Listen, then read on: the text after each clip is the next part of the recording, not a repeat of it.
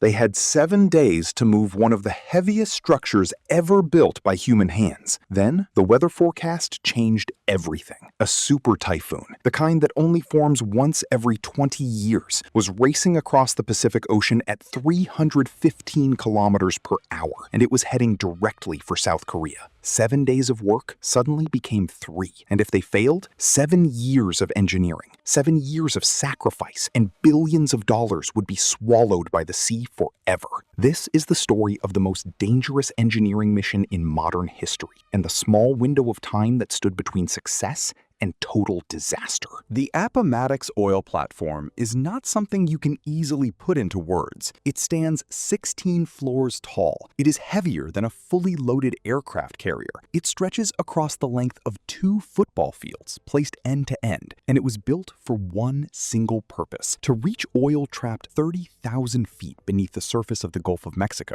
deeper than almost any drilling operation ever attempted in human history. Shell Oil Company had spent 7 years and billions of dollars designing and constructing this platform, and they had done it not in America, not in Europe, but in South Korea, thousands of miles away from where it would eventually need to go.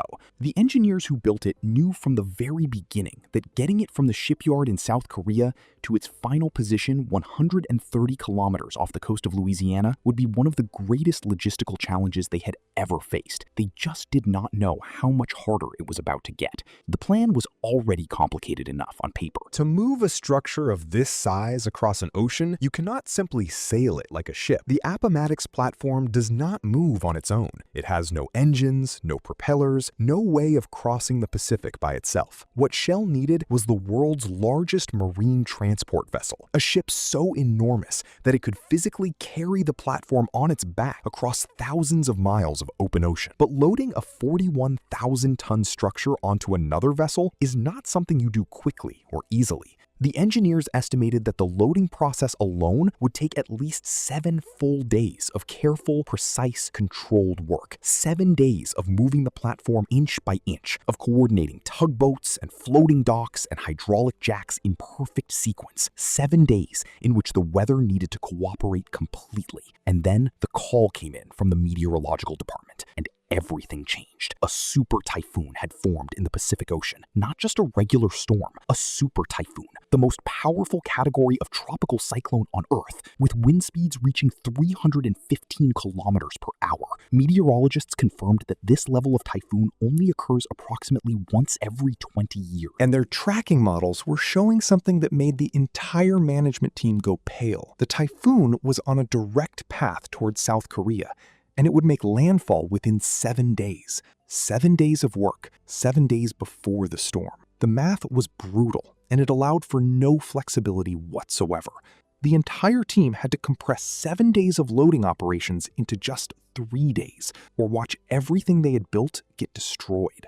What happened next was one of the most extraordinary examples of human determination ever recorded in the engineering world. Shell immediately called in an extra army of workers. The shipyard that had been running on a normal schedule suddenly shifted into a mode of around-the-clock, day and night, no rest operation.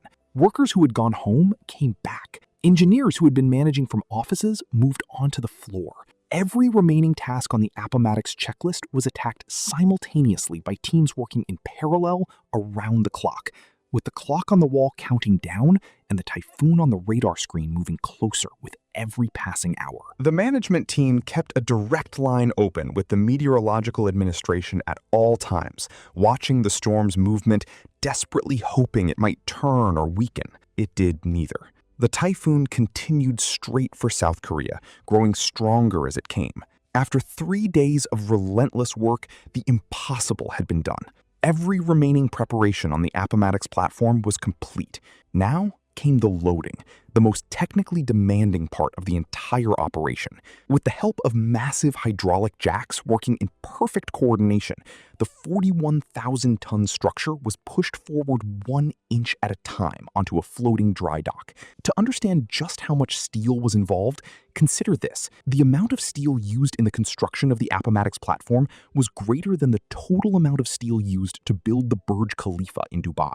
Once the platform was resting on the floating dock, a fleet of tugboats pulled it slowly away from the shipyard and out toward deeper water, where the world's largest marine transport vessel was waiting. This vessel, capable of carrying 98,000 tons, was about to perform one of the most delicate maneuvers in maritime history. Loading the platform onto the vessel is a process that sounds almost impossible when you describe it. First, the vessel deliberately floods its own water tanks, causing it to sink deeper into the sea. The tugboats then push and guide the oil platform directly above the vessel while it is still submerged beneath it. Then, the vessel pumps the water back out of its tanks, rising slowly upward until the platform is resting on its back. Simple in theory. In practice, it requires the sea to be completely calm, because even a meter of wave motion can cause a misalignment that damages both the vessel and the platform beyond repair. And the sea, with a super typhoon now 36 hours away, was anything but calm.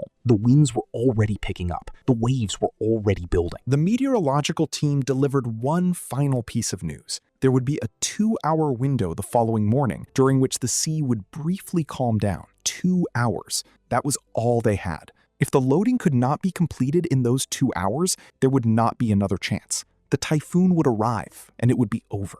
When that 2-hour window opened the next morning, the team was ready. In conditions that were borderline dangerous, but just barely workable, the loading operation proceeded with extraordinary precision. The tugboats maneuvered the Appomattox into position above the submerged vessel.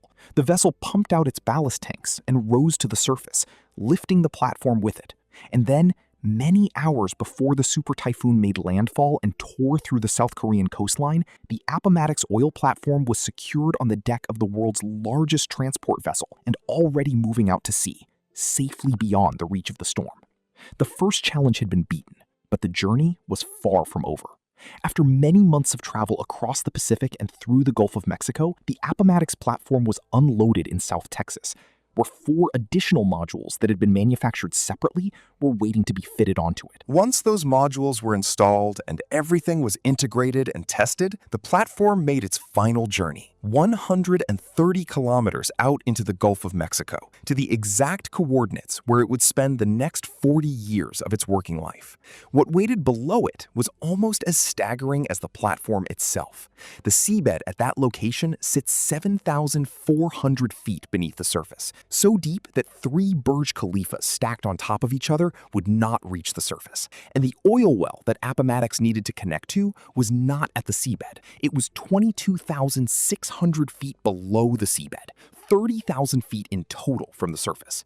At that depth, the water pressure is so extreme that no human being can go there. No diver, no submarine crew, nothing that requires a human hand can operate at that depth. The solution was a remotely operated underwater vehicle, an ROV, controlled by an operator sitting on a separate installation platform on the surface, guiding the machine through cameras and instruments in what the crew described as being almost exactly like playing a very high-stakes video game. The ROV was lowered into the sea by crane, descending through 7,400 feet of dark water until it reached the seabed, where it then had to locate the opening of the oil well and guide a pipeline to land precisely on top of it.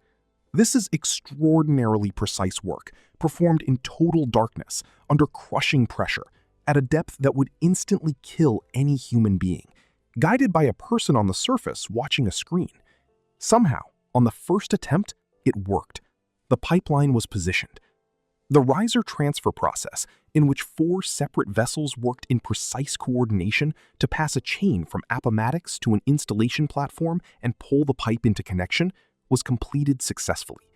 And then drilling began, with the pipe boring downward through 22,600 feet of rock and sediment beneath the seabed until it finally reached the oil well. After months of drilling, the pipe broke through. The team assembled on deck. An engineer pressed a button, and for the first time in the 7 years since this project had begun, oil began flowing upward from 30,000 feet below the surface of the Gulf of Mexico. Everyone who had worked those 3 sleepless days in South Korea, everyone who had watched the typhoon radar with their hearts in their mouths, everyone who had guided an ROV through 7,000 feet of darkness, they were all there. And the oil that came up was perfect.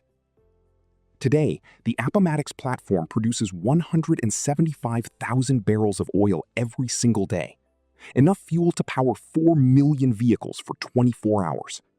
Shell expects it to continue producing at that rate until the year 2060. A super typhoon tried to stop it. The deepest ocean on Earth tried to stop it. 30,000 feet of rock tried to stop it. None of it was enough. Because when human beings decide they are going to do something, truly decide, almost nothing in nature can stop them.